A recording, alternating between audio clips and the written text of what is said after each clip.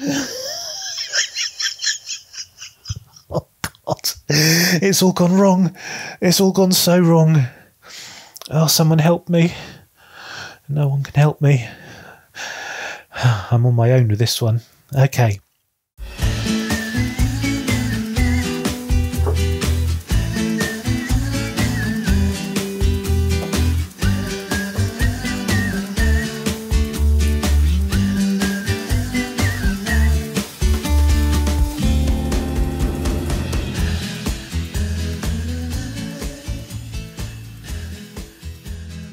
Hello, welcome back to my channel. If you're new around here, my name's Kit and this is my world, and I'm going to be doing a tag today, and it's the last 10 books tag created by Mark Nash, and I was tagged by Very Clitter... Oops. Yeah, I was going to say I was tagged by Very Clittery Larry, but that's not her name at all. Very Clittery Larry is a complete other channel, and you don't want to go there. I apologise, I'm so sorry. Very Literary Carrie. You see, I was getting my "k" ready for the carry part, but I suffered from a bit of premature articulation. I can only apologise. Carrie, I'm so sorry. It had to be Carrie as well. Of all the booktubers I'm friends with, Carrie is probably the one I'm least comfortable being smutty with because she seems so wholesome and pure. I imagine that her house smells like baking bread. She's just a really lovely, sweet, nice, kind person. A good people type person. There's me saying that. I'm so sorry. I was tagged by Very Literary Carrie, and I love being tagged by Carrie. See, everything I say now is just going to sound like a smutty innuendo, and that is not what I intended for this tag. Oh my God. Shall I just start again? No. Here we go. Right. I'm just going to move swiftly on to... It's all gone wrong. It's all gone so wrong. Oh, someone help me. No one can help me. I'm on my own with this one. Okay. Question number 1. The last book you didn't finish. Prism by Simon Taylor. And don't worry, I haven't DNF'd it. I just haven't got to the end of it yet. I'm still reading it. Simon's book is by design exploring different perspectives, and so some of it is written in the past tense, some of it is in the present tense, some of it's first person, some of it's third person, and it leaves me a little bit dizzy, and I struggle with that. I mentioned it when I was talking about the Graham Norton book as well, that I struggled with for similar reasons. That one, it was because it was bouncing in and out of different people's perspective, different characters, and I needed to stay with just one person. I think it's an autistic thing, and Simon's aware of it, but it's causing me to take my time with Prism, and so therefore I've not been able to finish it yet, but I haven't DNF'd it so far. Question number 2. The last book you reread. Easy, Mistress of the Empire. I reread the Empire trilogy by Raymond E. Feist and Janny Wurtz shortly before switching from film reviews to book reviews, and it was reading those books that inspired me to want to review them, and those were the first book reviews that I filmed for this channel. I actually filmed them in the same session that I filmed my review for the Devery books by Catherine Kerr, and also the Borobles trilogy by Michael de Larrabiti. I had a mammoth recording session and made a load of bookish videos before I even knew that BookTube existed as an entity in its own right, but it was the Empire trilogy that I had read just prior to that, and those were rereads of many rereads, and those are the last ones that I actually reread, because since then I've been doing BookTubey stuff. Question number 3. The last book you bought. Again, this is easy because I've only just bought it. It's Heresy by S.J. Paris, otherwise known as Stephanie Merritt, and I bought this based on having just read the prequel trilogy and I fell in love with it. I did a review, you can see that, it's the one with me in the snow. So after the prequel trilogy, I went right ahead and bought the first book of the main set, which is Heresy, and I'm about halfway through. Question number 4. The last book you said you read but didn't. I've never done that. People do that? This is new to me. I can't imagine why I would claim to have read a book that I hadn't read. That way lies madness. Also, you're going to get caught out. If you tell someone, oh, do you know what? I've just finished reading War and Peace, and they will automatically say, oh, really? Which bit did you like? Which was your favourite bit? Who was your favourite character? It's a minefield. It's a very stupid thing to do. Don't ever tell someone you've read a book if you haven't read it. Question number 5. The last book you wrote in the margins of. I'm not the sort of person who writes in the margins of books. I don't annotate, I don't make notes, I don't scribble or scrawl, or indeed doodle. I consider it vandalism. I don't even particularly like writing in the front of a book or having someone else write in the front of a book, although at least that's not vandalism, it's friendliness. But there is one book, it's the only book I can think of in my entire lifetime's history of reading, and I've got it here. It's The Borrobles Across the Dark Metropolis by Michael de Larrabiti. I love this book. I love all of his Borrobles books, as you may know from many, many videos that I've made. But this book had 2 words on the first page of chapter 1, which in pencil I underlined because I didn't understand what the words meant and I wanted to look them up later in the dictionary. Actually, I did understand contextually what the words meant because I was not a stupid child, but I wanted to specifically look the words up because they were new words for me and I liked learning new words, and so I underlined 2 words on this page. You can still see them, they're in pencil, so I could rub them out if I wanted to.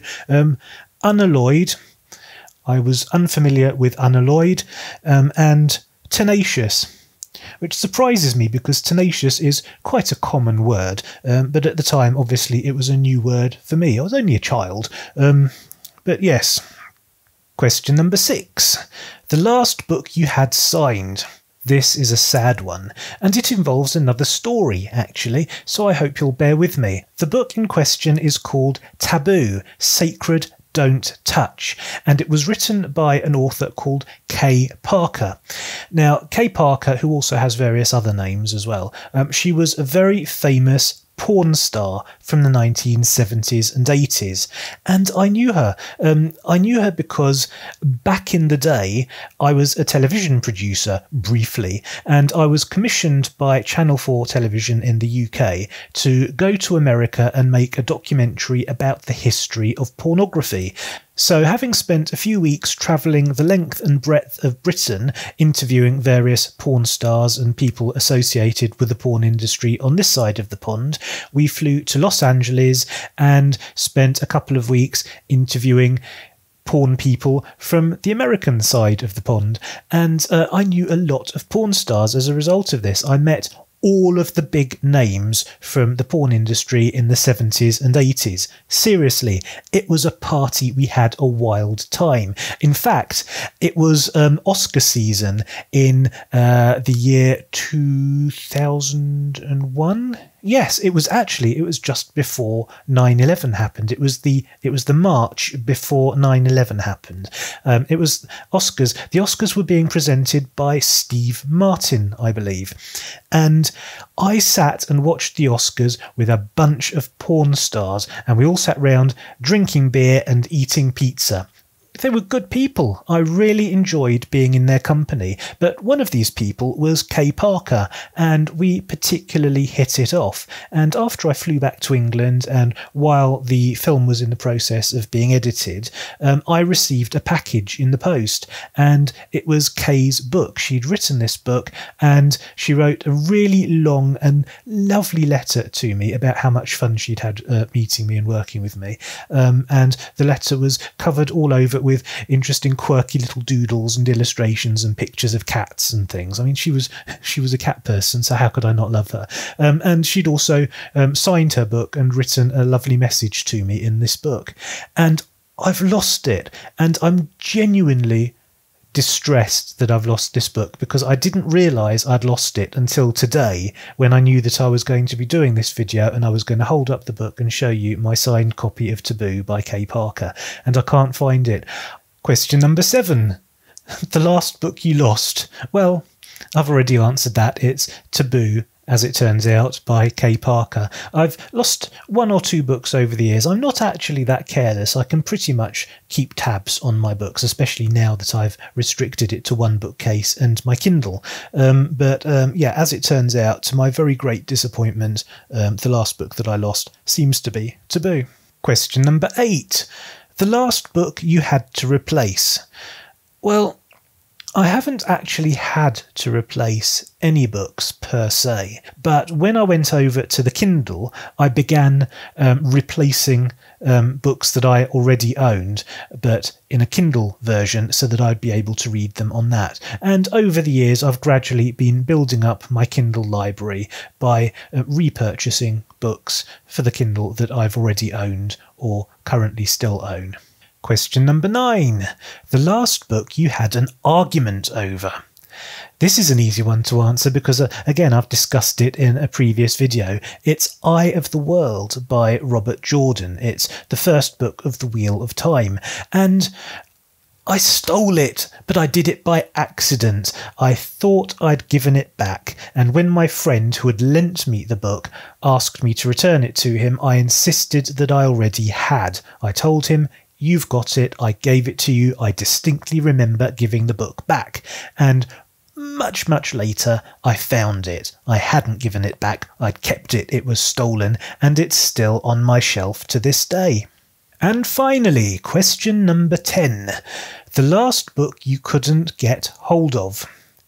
There are 2 of them, and they're both by my grandma, Lila Berg, and I'm going to mention these in the hope that perhaps someone watching this might have a copy that they can furnish me with, or at least provide me with a link for somewhere that I can get them.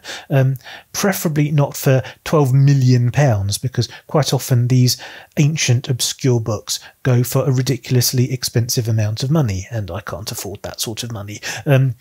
Maybe £9.5 million, but certainly not 12. That's too much. But anyway, these books are, well, the first one is Folk Tales, which I've already told you about. This is the paperback version, and I bought this second-hand quite recently because I knew that I was going to be discussing it on this channel. But when I bought it, I assumed that it was the hardback version with the full page colour illustrations, rather than this one, which just has black and white line drawings.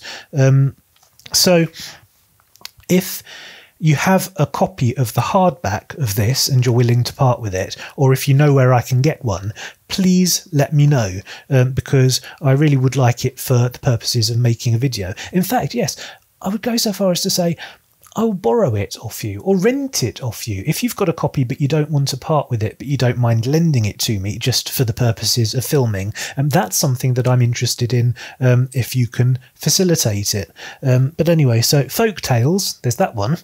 And the other one, I can't hold up and wave around, much as I would love to, and I want it for the same reasons. I want it for filming purposes. So if you've got a copy that you could sell me or lend me, or if you can put me in touch with someone that's got a copy, I would really like Reading and Loving by Lila Berg.